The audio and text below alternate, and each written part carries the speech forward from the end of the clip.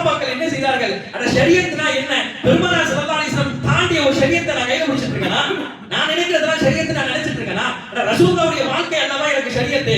நீ சொன்னவுடன் ரசூலுல்லாஹ் என்னுடைய மஷூரா இந்த உச்சத்துக்கு இருந்த சஹாபாக்களை எப்படி கொண்டு வந்து முடித்தது என்று பார்க்க வேண்டும். நம்ம சில நேரத்தில்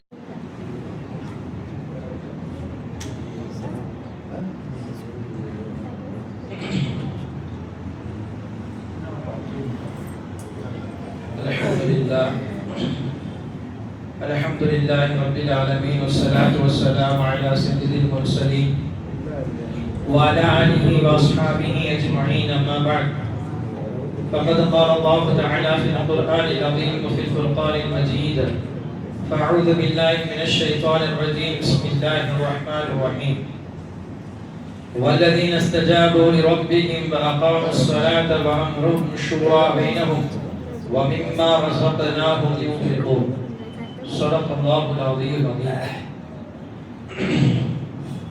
கண்ணியமிக்க அல்லாஹ்வின் நல்லடியார்களே, இன்றைய தினம் ஓதிய தராசீனுடைய சூறாவில் ஒரு முக்கியமான சூறா மட்டுமல்ல, நம்முடைய உலக காரியங்களும் சரி மறுமை காரியங்களுக்கும் சரி அடிப்படையாக அஸ்திவாரம் எடுக்கக்கூடிய சூரா சூரத்துஷ் ஷூரா. இந்த சூறாவில் அல்லாஹ் தஆலா ஒரு அத்தியாயத்தில் வல்லதீன இஸ்தஜாபு லிரப்பிஹிம் வஅகாமுஸ் ஸலாத வஅம்ருஹும் ஷூரா பைனஹும், யார் அல்லாஹ்வுடைய அழைப்புக்கு இணங்குவார்களோ அவர்கள் தொழுகை நிறைவேற்றுவார்கள். வஅம்ருஹும் ஷூரா பைனஹும், அவர்களுக்கு மத்தியிலே உண்டான எந்த விஷயத்தையும் அவர்கள் ஆலோசித்து முடிவெடுப்பார்கள் என்று அல்லாஹ் சொல்லித் தருகிறார். எனவே அதன் அடிப்படையில் ஆலோசனை குறித்து இந்த குர்ஆனுடைய வசனம் மட்டுமல்ல, இந்த சூரானுடைய தலையங்கத்தையே அல்லாஹ் அப்படி அமைக்கிறான், ஷூரா ஆலோசனை என்று அமைத்திருக்கிறான். எனவே ஆலோசனையுடைய முக்கியத்துவத்தை பற்றி இஸ்லாம் என்ன சொல்லி தருகிறது, ஆலோசனை எவ்வளவு வலியுறுத்துகிறது, அதனுடைய அவசியம் என்ன, யாரிடம் ஆலோசனை செய்ய வேண்டும், யாரிடம் ஆலோசனை செய்யக்கூடாது, எந்த விஷயத்தில் ஆலோசனை செய்ய வேண்டும், எந்த விஷயத்தில் ஆலோசனை செய்யக்கூடாது என்பதை பற்றி எல்லாம் பார்க்க இருக்கிறோம். ஆரம்பமாக ஆலோசனை என்ற இந்த ஒன்று முதலில் அல்லாஹ்வால் செய்யப்பட்டது என்று சொன்னால் அது மிக ஏற்றமானதாக இருக்கும். காரணம், அல்லாஹ்வே திருமறையில் சொல்லித் தருகிறான், இன்னி ஜாயிலுன் ஃபில் அர்தி கலீஃபா, நான் ஆரம்பமாக மனித படைப்பை படைக்கும் பொழுது மலக்குமாரிடம் அல்லாஹ் தஆலா ஆலோசனை செய்தான், பகிர்ந்து கொண்டான். அல்லாஹ்வுடைய தகுதிக்கு ஏற்ப சொல்ல வேண்டும் என்று சொன்னால் அல்லாஹ் மலக்குமாரை பகிர்ந்து கொண்டான். என்ன? இன்னி ஜாயிலுன் ஃபில் அர்தி கலீஃபா, நான் மனித படைப்பை உலகத்தில் படைக்கப் போகிறேன், பிரதிநிதியாக ஆக்கப் போகிறேன் என்று சொன்னான். அல்லாஹ் மலக்குமாரிடம் இதை சொல்ல வேண்டுமா? அல்லாஹ்வுக்கு என்ன தேவை இருக்கிறது மலக்குமாரிடம் போய் இதை எடுத்து சொல்வதற்கு? அல்லாஹ் ஹக்கீம், அனைத்தையும் நுட்பரிமாக அறியக்கூடியவன் அல்லாஹ். அல்லாஹ் யாரிடத்திலும் போய் மஷூரா கேட்க வேண்டிய அவசியம் அல்லாஹ்வுக்கு இல்லை. எல்லோரும் அல்லாஹ்வை நோக்கி வர வேண்டும். அவன் நாடியதை செய்வான், நாடியதை செய்ய மாட்டான். செய்யவில்லை என்றால் உலகத்தில் யாரும் எதை செய்யவில்லை என்று கேட்கவும் முடியாது, செய்தால் ஏனே அல்லாஹ் செய்தே என்று கேட்கவும் முடியாது. அப்ப அல்லாஹ் எதற்கு இந்த மஷூராவை செய்ய வேண்டும் என்றால், உலகத்தாருடைய உம்மத்திற்கு அல்லாஹ் பாடம் எடுக்கிறார். நீங்கள் செய்யக்கூடிய காரியங்களை மஷூராவின் அடிப்படையில் செய்ய வேண்டும் என்பதை அல்லாஹ் தன்னின் மூலமாக பணிக்கிறார். ஒரு கட்டத்தில் மஷூரா செய்யவில்லை, நான் எனக்கு பிடித்த அதை எல்லாம் செய்ய ஆரம்பித்து விட்டேன் என்றால் அதனுடைய விளைவுகள் எப்படி இருக்கும்? ஆரம்ப கட்டமாக நமக்கு தெரியும், அல்லாஹ் ஆதம் அலைஹிஸ்ஸலாமை படைத்தான், அவர்களை சுவனத்திலே வலம் வரச் சொன்னான். சுவனத்தில் ஒரு மரம் இருக்கிறது, அந்த மரத்தின் பழத்தை மட்டும் சாப்பிட வேண்டாம் என்று சொன்னான். ஆனால் ஆதம் அலைஹிஸ்ஸலாமுக்கு ஷைத்தான் வஸ்வசாவை போட்டான். ஆதம் அலைஹிஸ்ஸலாம் அந்த பழத்தை சாப்பிடுவதற்காக நாடி போனார்கள், சாப்பிடவும் செய்தார்கள். இந்த இடத்தில் ஆதம் அலைஹிஸ்ஸலாம் சொல்கிறார்கள், நான் அப்போது மலக்குமாருடைய தொடர்பில் இருந்தேன், எனக்கு ஏராளமான மலக்குமார்கள் தொடர்பில் இருந்தார்கள். நான் நினைத்திருந்தால் அந்த நேரத்தில் கொஞ்சம் மலக்குமாருடன் ஆலோசித்திருந்தால் அந்த பழத்தை உண்ணக்கூடாது என்ற முடிவுக்கு வந்திருப்பேன். ஆனால் நான் எனக்கே உண்ண வேண்டும் என்று நினைத்து உண்ணதின் காரணமாக இன்று உலகத்தில் அனுப்பப்பட்டிருக்கிறேன் என்பார்கள் நம்முடைய தந்தை ஹஜ்ரத் ஆதம் அலைஹிஸ்ஸலாத்து வஸ்ஸலாம். அங்க ஆரம்பிக்கப்பட்ட அந்த மஷூரா இடம்பெறாததினால் வதனுடைய தோல்வி உலகத்தில் யாரெல்லாம் மஷூராவை கையில் எடுக்கவில்லையோ அவர்களுக்கெல்லாம் முழுக்க தோல்வி தான் கிடைக்கும். பெருமானார் ஸல்லல்லாஹு அலைஹி வஸல்லம் அவர்களே சொன்னார்கள், வமா நதிம மனிஷ்தசார, யார் எந்த முடிவையும் மஷூரா செய்து ஆலோசித்து எடுக்கிறார்களோ அவர்கள் பின்னால் கை செய்யப்பட மாட்டார்கள். அதுக்கு அப்படியே கொஞ்சம் மாற்றமாக பார்த்தால், மஷூரா செய்யாமல் எடுக்கக்கூடிய முடிவு என்பது அது கை சேதத்திற்குரியது. அதை அல்லாஹ் தஆலா அதில் எக்காரணத்தை கொண்டும் கைரை நாட மாட்டான். உலகத்தில் ஆக பெரும் தலைவர் பெருமானார் ஸல்லல்லாஹு அலைஹி வஸல்லம், நபி ஸல்லல்லாஹு அலைஹி வஸல்லம் அவர்களுக்கு கொடுத்த கல்வி அறிவை போல உலகத்தில் அல்லாஹ் யாருக்கும் கல்வி ஞானத்தை கொடுக்கவில்லை. ஊதித்துல் இல்மல் அவ்வலீன வல் ஆகிரீன், ஆரம்ப கட்ட கல்வியிலிருந்து கடைசி கட்ட கல்வியில் வரையும் அத்தனை கல்விகளையும் பெருமானார் ஸல்லல்லாஹு அலைஹி வஸல்லம் அவர்களுக்கே சாரும். அவரை விட அறிவாளி இன்னும் உலகத்தில் பிறக்கவில்லை, இதற்கு மேல் பிறக்க போவதும் கிடையாது. அந்த பெருமானார் ஸல்லல்லாஹு அலைஹி வஸல்லம் எந்த விஷயத்தை செய்ய நாடினாலும் சஹாபாக்களுடன் மஷூரா செய்யாமல் அந்த விஷயத்தை செய்ய மாட்டார்கள். நாயகத்திற்கு என்ன தேவை இருக்கு, தனது தோழர்களுடன் மஷூரா செய்ய வேண்டியது. ஆனால் அல்லாஹ் நாயகத்திற்கே சொல்லுகிறார், நீங்கள் எந்த விஷயத்தை செய்ய போனாலும் உங்க தோழர்களுடன் ஒரு மஷூரா செய்து விட்டு அதை செய்யுங்கள். முடிவை நாயகம் தான் எடுப்பார்கள். ஆனால் சஹாபாக்களிடம் அது விஷயமான ஆலோசனை கேட்பார்கள். ரசூலுல்லாஹ்வுக்கு ஆலோசனை கேட்க வேண்டிய அவசியம் கிடையாது. உலகத்தில் எந்த தலைவர் தொண்டனிடம் கூப்பிட்டு வைத்து நான் ஒரு விஷயம் செய்ய போறேன் செய்யலாமா என்று கேட்கிறார். உலக தலைவர்கள் எல்லாம் தொண்டனை பார்ப்பதற்கு கூட முடியாமல் துடித்துக் கொண்டிருக்கிறார்கள். அப்படி இருக்கக்கூடிய பெருமானார் ஸல்லல்லாஹு அலைஹி வஸல்லம் தங்களுடைய தோழர்களை கூப்பிட்டு ஆலோசனை செய்தார்கள் என்றால் சஹாபாக்களே சொல்கிறார்கள், பெருமானார் ஸல்லல்லாஹு அலைஹி வஸல்லம் எங்களிடம் ஆலோசித்ததை போல உலகத்தில் எந்த தலைவனும் எந்த தோழருடனும் எந்த தொண்டருடனும் இவ்வளவு ஆலோசனை செய்திருப்பார்களா என்று சொல்ல முடியாது. அவ்வளவு நாயகம் எங்களுடன் ஆலோசனை நடத்திருக்கிறார்கள். பெருமானார் ஸல்லல்லாஹு அலைஹி வஸல்லம் அவர்களே எல்லா முடிவையும் ஆலோசனை செய்து இருக்கிறார்கள் என்றால் நமது வாழ்க்கை என்பது செய்யக்கூடிய எந்த விஷயமானாலும் ஆலோசித்து செய்யக்கூடிய விஷயத்தில் அல்லாஹ் கைர் பரக்காத்துகளை வைத்திருக்கிறார். நமக்கு தெரியும், ஒரு சில நாட்களுக்கு முன்னால் பத்ரை பற்றி பேசினோம். பத்ரிலே கைதியாக 70 எதிரிகள் பிடிக்கப்பட்டு வருகிறார்கள்.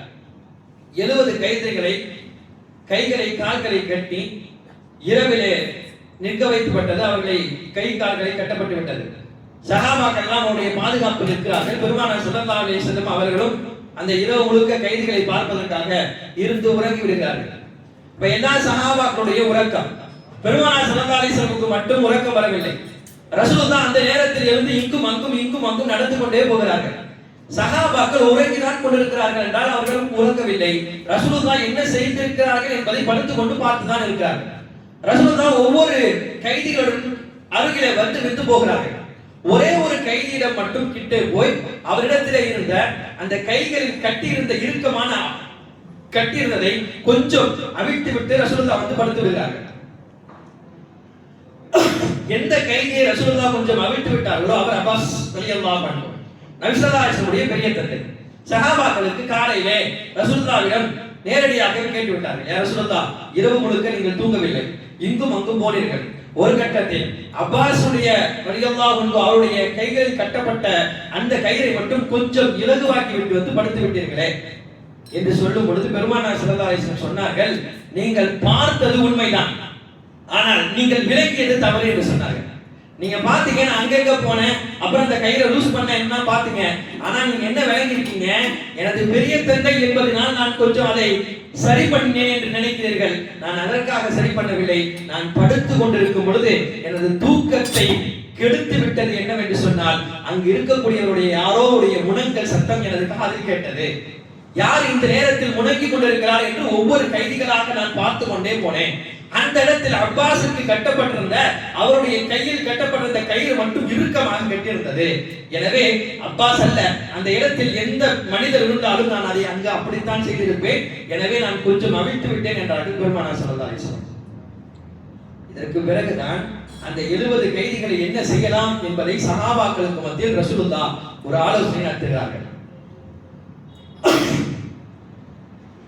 முதலாக உமர் ரலியல்லாஹு அன்ஹு எந்த பாகுபாடும் இல்லாமல் இஸ்லாத்திற்கு எதிராக வந்து விட்டார்கள்.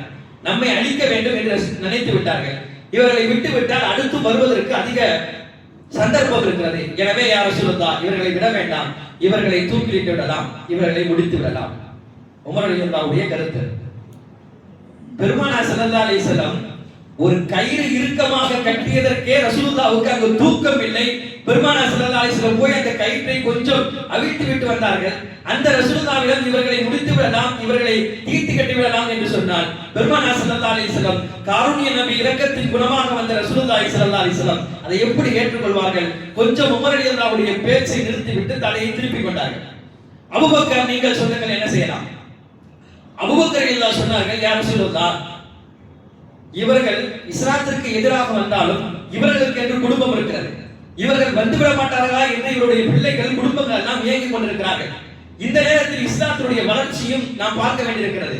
இவர்களை நாம் ஏதாவது செய்துவிட்டால் அதை அவர்கள் மனதில் வைத்துக் கொண்டு இஸ்லாத்திற்கு வருபவர்களும் கூட பல நேரத்தில் வருவதற்கு யோசித்து விடுவார்கள்.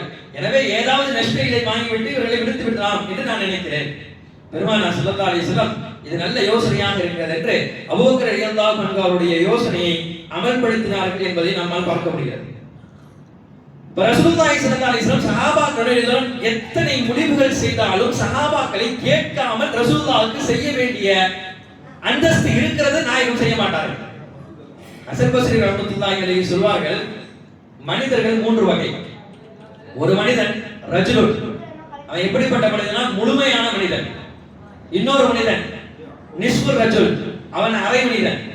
மூன்றாவது மனிதன் ரா ரஜுல், அவன் மனிதனே இல்லை. இந்த ஹாஜியார் நீங்க பாத்தீங்களா அப்படின்னு கேட்பான்.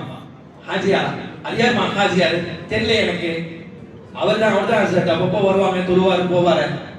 நான் அவரை மனுஷனே இல்லைன்னு நீ ஹாஜியார் நினைச்சிட்டு இருக்க, அவனா மனுஷனான்னு பேசிட்டு இருக்க என்கிட்ட வந்து அப்படிலாம் சொல்லாதப்பா, அவர் தான் மனுஷனே இல்லப்பா. அந்த மாதிரி சொல்லக்கூடிய சில பேர்கள் இருக்கிறார்களே, அதைத்தான் ஹசன் பஸ்ரி ரஹ்மத்துல்லாஹி சொல்கிறார்கள், லா ரஜுல், அவர்கள் மனிதர்களே அல்ல. இப்ப யார் இவர்கள் எல்லாம்? முதல் ரஜுல் என்று சொல்லக்கூடிய முதன்மையான முழுமையான மனிதன் யார் என்பதற்கு விளக்கம் தருகிறார்கள். யாரிடத்தில் அறிவு இருந்து மற்றவரிடம் ஆலோசனை செய்து முடிவெடுக்கிறாரோ அவர் முழுமையான மனிதர். நிறைகுறம் தடுப்பாது என்று சொல்வார்கள். அவர் முழுமையான மனிதர். ஏனென்றால் அவருடைய அறிவும் இருக்கிறது. அவருடைய அறிவினால் அவர் தெற்பெருமை அடையவில்லை. மக்களிடம் தான் செய்யக்கூடிய ஆலோசனை என்ன என்பதை கேட்டுவிட்டு அவர் முடிவெடுக்கிறார். இப்படிப்பட்டவர் முழுமையான அறிவு பெற்றவர் என்கிறார்கள் பெருமானார் ஸல்லல்லாஹு அலைஹி வஸல்லம். ரசூலுல்லாஹ் அப்படி இருந்தாங்க, அபூபக்கர் தான் அந்த வகையில இருந்தாங்க, அபூ ஹனீஃபா ரஹ்மத்துல்லாஹி அப்படி இருந்தாங்க, ஷாஃபி ரஹ்மத்துல்லாஹி எதையும் மஷ்வரா இல்லாம செய்ய மாட்டார்கள். அப்ப நம்முடைய மூத்தோர்கள் முன்னோர்கள் அத்தனையும் வழி வழியாக மஷ்வரா இல்லாமல் எந்த விஷயத்தையும் செய்ய மாட்டார்கள். அவர்கள் முழு மனிதர்கள். இரண்டாவது சொன்னார்கள் நிஸ்பு ரஜுல், யார் இந்த அரை மனிதன்? இவனுக்கு அறிவு இருக்கும், ஆனால் அந்த அறிவினால் இவன் என்ன செய்ய மாட்டான்? யாருடனும் மஷ்வரா செய்ய மாட்டான். பல பேர் நம்ம பார்த்துக்கலாம், எல்லா விஷயத்துக்கு நான் தான் முடிவு இருப்பான். யார் என்ன சொன்னாலும் அதை கேட்க மாட்டான். நான் பார்க்கறதா, ஊரே என்கிட்ட வந்து மஷ்வரா கேட்குது, நான் யார்கிட்ட போய் மஷ்வரா கேட்கறது? பெருமானார் ஸல்லல்லாஹு அலைஹி வஸல்லம் மஷ்வரா கேட்டிருக்கிறார்கள் என்பதுடன் அதோட முடிஞ்சு போயிடுச்சு. உலகத்துல மனிதனாக பிறந்த எல்லோரும் மஷ்வரா கேட்க வேண்டும். காரணம் நாயகமே கேட்டிருக்கிறார்கள். அப்ப அந்த குணம் என்பது அவன் அரை மனிதனுக்கு அடையாளம். அவன் இன்னும் முழு மனிதனாக ஆகவில்லை. மூன்றாவதாக சொல்கிறார்கள் லா ரஜுல், இவன் மனுஷனே கிடையாது. யார் இவன்? இவன் தானா சுயமா யோசிக்கவும் மாட்டான், அறிவும் கிடையாது. அந்த அறிவு சரி யோசிக்கல, மத்தவங்கள்ட்ட கேட்டு ஆலோசித்து அந்த முடிவை எடுப்போமா, அதுக்கு போக மாட்டான். எல்லாம் தெரியற மாதிரியே கடைசி வரையில் செஞ்சு கடைசியில ஒண்ணுமே இல்லாம அந்த விஷயம் தோல்வியில வந்து முடியும். இப்படிப்பட்ட மனிதர்களும் இருக்கிறார்கள். ஆனால் அவர்கள் எப்படிப்பட்டவர்கள்? தனக்கு எல்லாம் தெரிந்ததை போல காட்டிக் கொள்வார்கள், ஆனால் அவர்களுக்கு எதுவும் தெரியாது. எனவே இந்த மனிதர்கள் இல்லாமல் நம்மை அல்லாஹ் ரஜுல் என்று சொல்லக்கூடிய முழுமையான மனிதனாக அல்லாஹ் நம்மை ஆலோசிக்க செய்ய வேண்டும். சரி, இப்பொழுது ஆலோசனை செய்பவர்கள் எந்த விஷயத்துல ஆலோசனை செய்யணும்? ஆலோசனை செய்வதற்கு சில வரையறைகள் இருக்கிறது. சில விஷயங்கள் நமக்கு குடும்பத்திலே இருக்கும், தெளிவே வராது. அந்த மாதிரியான விஷயங்கள், வீட்டுடைய விஷயங்கள், வீட்டு சம்பந்தப்பட்டதுன்னா நம்முடைய மனைவிமார்ட்ட, பிள்ளைகள்கிட்ட எல்லாரும் மஷ்வரா செய்யலாம். வெளி சம்பந்தப்பட்ட விஷயம்னா நமக்கு நல்லா தெரிஞ்சவங்கள்ட்ட, அந்த விஷயத்துல அனுபவம் இருக்கவங்கள்ட்ட மஷ்வரா செய்யலாம். ஆனால் எந்த விஷயத்தை அல்லாஹ் குர்ஆனில் கடமை என்று சொல்கிறானோ, எதை ஹராம் செய்யக்கூடாது என்று சொல்கிறானோ, அந்த விஷயத்தெல்லாம் போய் யார்கிட்டயும் போய் மஷ்வரா செய்யக்கூடாது. உதாரணமா தொழுகிறது கட்டாய கடமை. இதை போய் யார்கிட்டயாச்சும் போய் நான் தொழுகிறான்னு இருக்கிறேன், தொழுகலாமா வேணாமா சொல்லுங்க, இப்படி கேட்கவே கூடாது. அல்லாஹ் தொழுகையை கடமையாக்கி விட்டார். இந்த விஷயத்துல போய் மஷ்ரா என்பதற்கு இடமே கிடையாது. நான் மது குடிச்சிட்டு இருந்தேன், இப்ப மதுவை நிறுத்ததான் இருக்கிறேன், நீங்க என்ன சொல்றீங்க? நீங்க என்ன சொல்றீங்க? என்ன அல்லாஹ் சொல்லி விட்டார் மது ஹராம்னு. இப்ப இந்த விஷயத்துல தான் போய் மஷ்ராவை போய் கேட்க கூடாது. இப்ப எந்த விஷயத்தில் மஷ்ரா இருக்குமோ, எந்த விஷயத்தில் மஷ்ரா செய்ய வேண்டுமோ அந்த விஷயத்தில் தான் ஆலோசனை கேட்க வேண்டுமே தவிர எல்லா விஷயத்திலும் ஆலோசனை செய்வது என்பது கூடாது. யாரிடம் ஆலோசனை செய்ய வேண்டும்? ஆலோசனை செய்யுங்க அப்படின்னு சொன்னா என்ன பண்றோம்? யார்கிட்டயோ போய் கேட்கிறோம். எங்கெல்லாமோ தோணுதோ அதையெல்லாம் கேட்டுறோம். ஒரு இடத்துல எல்லாரும் சொல்றதெல்லாம் கேட்டுட்டு குழம்பி போய் என்ன செய்யறதுனே தெரியாம நிக்கிறது. இந்த மாதிரி ஆலோசனை செய்யக்கூடாது. யாரிடம் ஆலோசனை கேட்க வேண்டும்? முதல் விஷயமாக அந்த துறை சார்ந்த அனுபவம் இருக்கிறவர்களிடம் அந்த விஷயத்தை ஆலோசனையா கேட்கணும். நம்ம என்ன செய்யறோம்? ஒரு வியாபாரம் செய்யறோம்னா அந்த வியாபாரத்துல யாரு முன்னிலையில இருக்காங்க அவங்கள்ட்ட அது சம்பந்தமாக ஆலோசனை கேட்கணும்.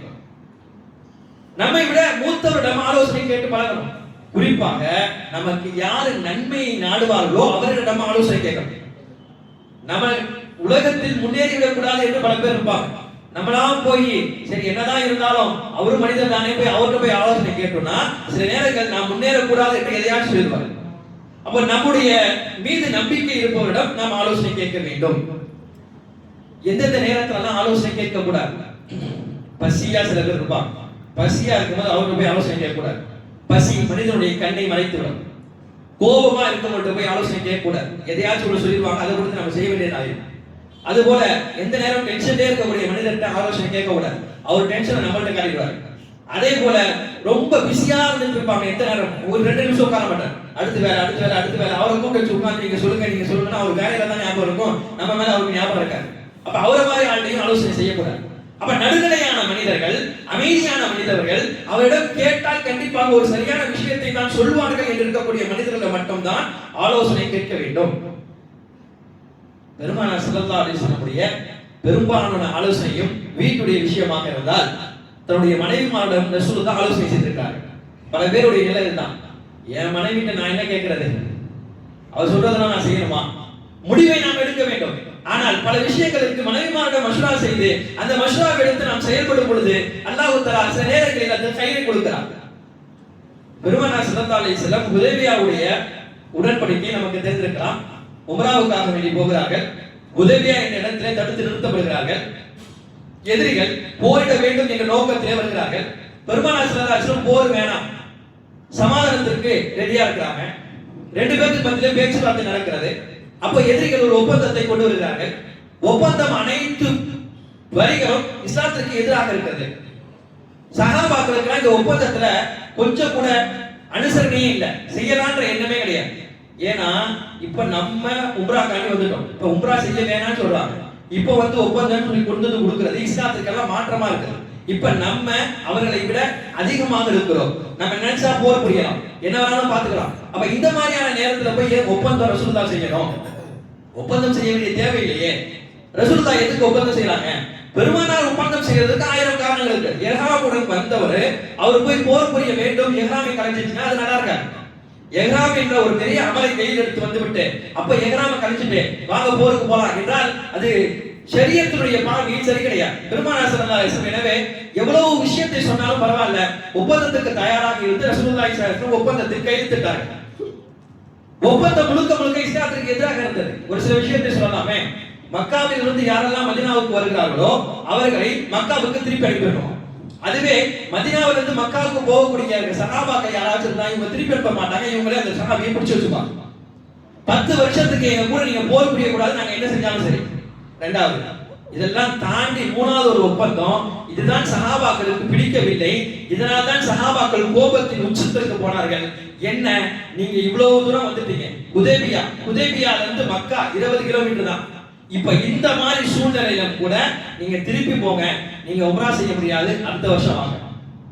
சஹாபாக்களுக்கு இதை தாங்க அமலுக்காண்டி வந்திருக்கோம், நம்ம அடிக்க வரல, நம்ம சண்டைக்கு வரல, எதுவும் வரல, ஒரு அமல் செய்ய வந்திருக்கோம். இப்ப இவ்வளவு ரெடி ஆகி எல்லாம் பண்ணி வந்திருக்கோம், எஹ்ராமுடைய உடையில இருக்கிறோம். இப்போ திரும்பி போனா எப்படி முடியும்?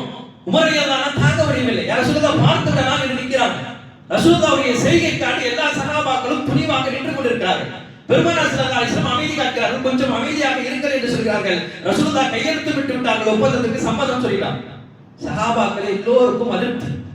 ஏன் ரசூலுல்லாஹ் இப்படி செய்யணும், என்ன தேவை வந்துருக்கு ரசூலுல்லாஹ்ட்ட என்று எல்லா சஹாபாக்களும் அதிருப்தியாக இருக்கிறார்கள். ஒரு கட்டத்தில் பெருமானார் கையெழுத்திட்டு அப்புறம் வந்து சொல்லவும் செஞ்சுட்டாங்க, நாம் உம்ரா செய்ய போகவில்லை, ஏன்னா உம்ராவை கலைஞ்சிருங்க, ஏறாமுடைய கிளையை கலைந்து விடுங்கள். ஏறாமுடைய கிளைனா உடனே ஒட்டடிச்சு ட்ரெஸ் கலைய முடியாது, அதுக்கு ஒரு முறை இருக்கு. ஒரு ஆட்டை பலியிடணும், ஒரு ஒட்டகத்தை அறுத்து கொடுக்கணும், ஒட்டகத்தை அறுத்த பிறகு முடியை எடுத்துட்டு எஹ்ராமுடைய உடையை கலக்கணும், இது முறை.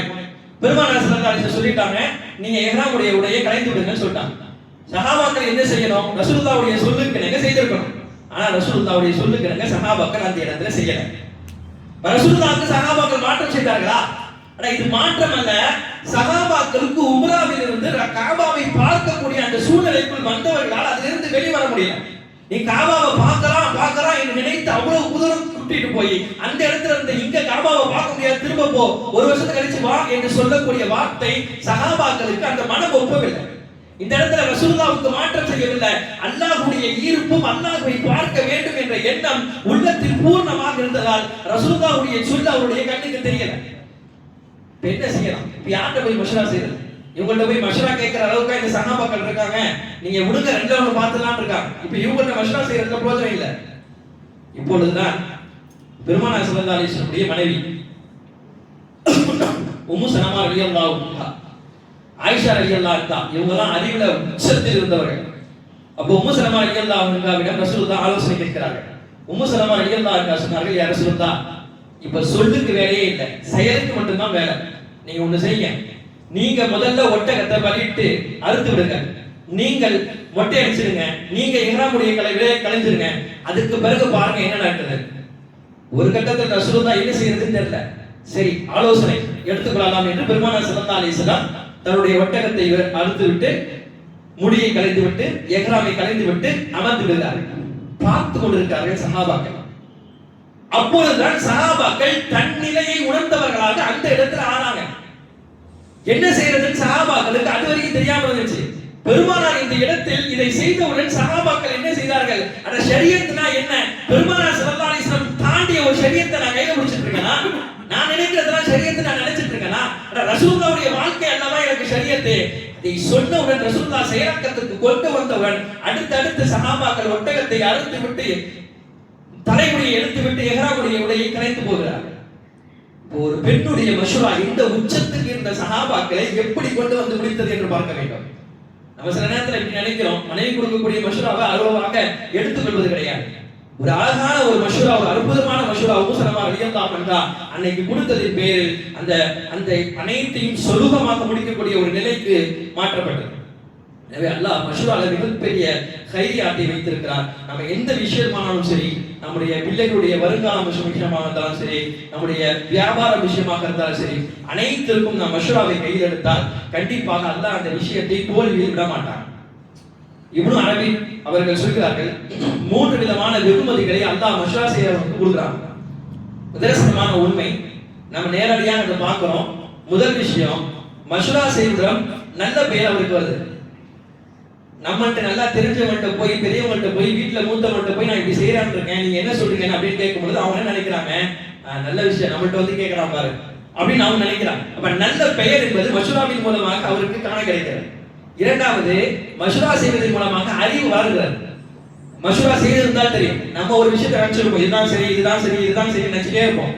ஒரு 4 பேரை நம்மளுக்கு முக்கியஸ்தர்களை கூப்பிட்டு வச்சு கேட்போம், நான் இப்படி நினைச்சிருக்கேன், நீங்க என்ன நினைக்கிறீங்க. அப்ப அவரு ஒரு விஷயத்த சொல்லுவார், அது இதை விட நல்லா இருக்கும். நம்ம அப்ப நினைப்போம், இது நம்ம நினைச்சதை விட நல்லா இருக்குது, இதை செஞ்சா நல்லா இருக்குமே என்று அப்போது நமக்கு அந்த விஷயம் தோன்றும். அதுவரை நம்முடைய அறிவுக்கு அது வராது. அதைத்தான் அல்லாஹ் செய்ய சொல்கிறான். உங்கள் அறிவு சில நேரங்களில் வேறு மாதிரி யோசிக்கும், மற்றவருடைய அறிவு வேறு மாதிரி யோசிக்கும். அந்த அறிவை விட இந்த அறிவு நல்லா இருக்கும். அதுக்கு உங்களுக்கு மத்தியில் நீங்க கொஞ்சம் கடந்து பேசுங்க. ஒவ்வொருவரும் தனித்தனியாக நீங்கள் ஒரு விஷயத்தை செய்ய ஆரம்பித்து நீங்கள் செய்து முடித்தால் அந்த விஷயத்தில் அல்லாஹ் கையை வைக்க மாட்டார். அப்ப அந்த விஷயம் நமக்கு நல்லா இருக்கும், அதை எடுத்து நாம் செய்வோம், அதை அல்லாஹ் வெற்றிகரமாக கொடுத்துருவான். மூன்றாவது சொன்னார்கள், மஷ்வராவில் வரக்கூடிய முடிவை அல்லாஹ் வீணாக்க மாட்டான். ஒரு கட்டத்துல நம்ம சேர்க்கிறோம், அவரும் சொல்லிட்டாரு, அதை எடுத்து நம்மளும் செஞ்சிட்டோம் அப்படின்னு சொன்னா அது வீணடைஞ்சிருமானா கால முழுக்க கண்டிப்பாக அந்த விஷயத்தை அல்லாஹ் தஆலா வெற்றியிலே இல்லாமல் ஆக்க மாட்டான். ஒரு தடவை தோல்வி விட்டாலும் அடுத்து அதை ஏதாவது கைரியாத்தை அல்லாஹ் கண்டிப்பாக வைத்திருப்பான். எனவே குர்ஆனுடைய இந்த ஷூரா என்ற சூராவும் சரி, இந்த வசனமும் சரி, முழுக்க நமக்கு சொல்லித் தரக்கூடிய ஒரே ஒரு விஷயம் என்னவென்றால், நாம் செய்யக்கூடிய அனைத்து காரியங்களும் ஒரு ஆலோசனை கீழ் செய்தால் வல்ல அல்லாஹ் நம்முடைய அனைத்து காரியங்களையும் வெற்றி கொடுப்பான். வரக்கூடிய காலங்களிலே எந்த முடிவையும் ஆலோசித்து முடிவெடுக்கக்கூடிய பாக்கியத்தை நம் அனைவருக்கும் அல்லாஹ் தருவானாக. வாஹிர் தஅவானா அல்ஹம்துலில்லாஹி.